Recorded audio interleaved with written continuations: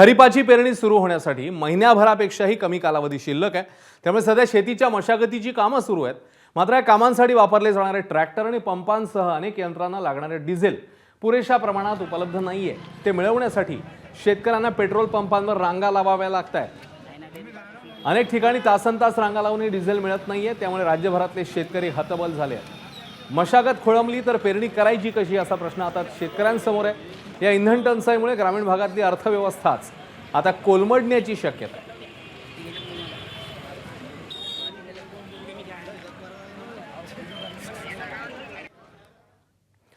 राज्यभरामध्ये सध्या काय स्थिती आहे ते जाणून घेऊया। आता शेतीचे कामं करायचे, जे ट्रॅक्टरला शेतीला डिझेल लागते, त्याच्यासाठी त्या ट्रॅक्टरमध्ये काय आम्ही टाकायचं आणि शेतीचे कामं कसे करायचे।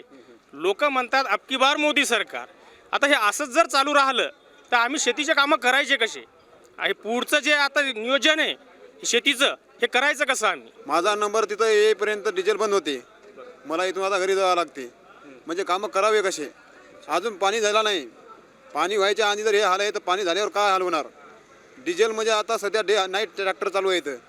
जर या टायमाला जर अशी समस्या म्हणल्यावर पुढे कामं कसे करावे शेतीचे? या ठिकाणी आपण बघताय हे शेतकरी येतं गावामध्ये शेतीच्या मशागतीचे काम सुरू आहेत आणि त्यानिमित्त ट्रॅक्टरला लागणारं डिझेल खरेदी करण्यासाठी या पेट्रोल पंपवर दाखल झाले आहेत।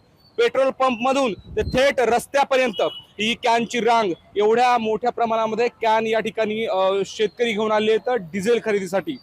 तर ही परिस्थिती जिल्ह्याभरातल्या अनेक पेट्रोल पंपची अशीच आपल्याला पाहायला मिळते।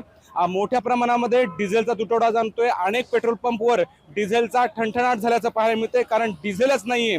त्यामुळं अनेक ठिकाणी काल मोठ्या प्रमाणात गर्दी उसळली होती। तर डिझेलसाठी कमीत कमी 2-2, 3-3 तास ट्रॅक्टर घेऊन उभे राहून राहिले। आज शेतीचं काम आहे, पेरण्या पाण्याचे दिवस येऊन राहिले। या सरकारला हे समजायला पाहिजे। मोदी साहेबांना भाव वाढवले, शेतकऱ्याची खरंच चिंता आहे का? काहीच चिंता नाही। दौरे चालू आहेत मोदी साहेबाचे आणि कास्तकार इकडे मरून आला। एक तर भावामुळे मरते, इकडे शेतीच्या कामासाठी मरते। या ठिकाणी आम्हाला जवळपास 3 घंटे झालं डिझेलच्या लाईनला आहेत आणि परभणीच्या सर्व पेट्रोल पंपवर हीच कंडिशन आहे की प्रत्येक ठिकाणी तुम्हाला लाईनला लागावं लागते। परभणीच्या जवळपास 80% पेट्रोल पंपवर पेट्रोलही भेटत नाही आणि डिझेलही भेटत नाही। मोदी गव्हर्नमेंटमध्ये आपल्याला लाईनला लागायची सवय लागलेली आहे। किती वेळ झाला लाईनमध्ये? सकाळच्या 5 वाजल्यापासून। कशासाठी डिझेल पाहिजे मला? ट्रॅक्टरसाठी, शेतीचे कामं करण्यासाठी। मी सध्या 1 ते 1.5 तास झालो इथं डिझेलच्या लाईन मध्ये। बर, काय हालत आहे परिस्थिती? काय भरपूर बेकार परिस्थिती आहे। डिझेल गाडी भरावा का नाही अशी अवस्था झालेली आहे। गाडी भरली जर डिझेलचं म्हणजे भेटल की नाही भेटल याची पण म्हणजे चिंता मनातच राहते। दरम्यान शेतकऱ्यांसाठी ग्रामीण भागासाठी डिझेल इतकं महत्त्वाचं का आहे ते जाणून घेऊया। रोजच्या प्रवासाची एसटी ही डिझेलवर धावत असते। ट्रॅक्टर, हार्वेस्टर, नांगरणी, अवजड शेती यंत्र डिझेलवर चालतात। वीज नसताना किंवा कमी दाबाने असताना पाणी उपसण्याकरता डिझेल इंजिन हे गरजेचं असतं। तर वीज पुरवठा खंडित होण्याचं प्रमाण जास्त असल्यानं ग्रामीण भागामध्ये जनरेटरची गरज भासते। जनरेटरसाठी डिझेल लागतं। याच जनरेटरवर हॉस्पिटल्स, दुकानं, मोबाईल टॉवर्स सुरू राहतात।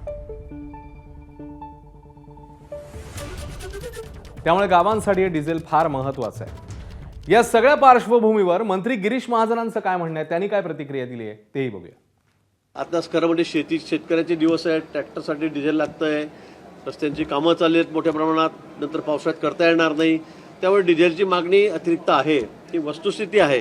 पण त्या संदर्भात मला वाटतं काही प्रमाणामध्ये स्टॉक करून ठेवला जातोय।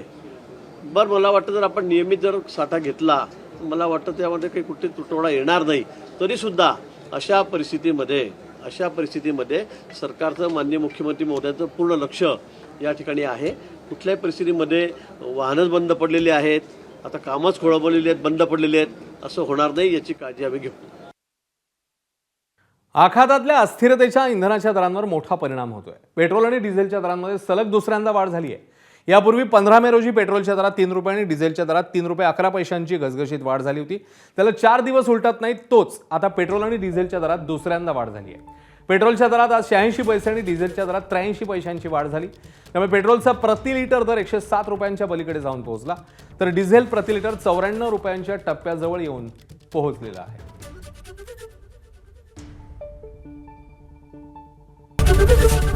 एबीपी माझा, उघडा डोळे बघा नीट.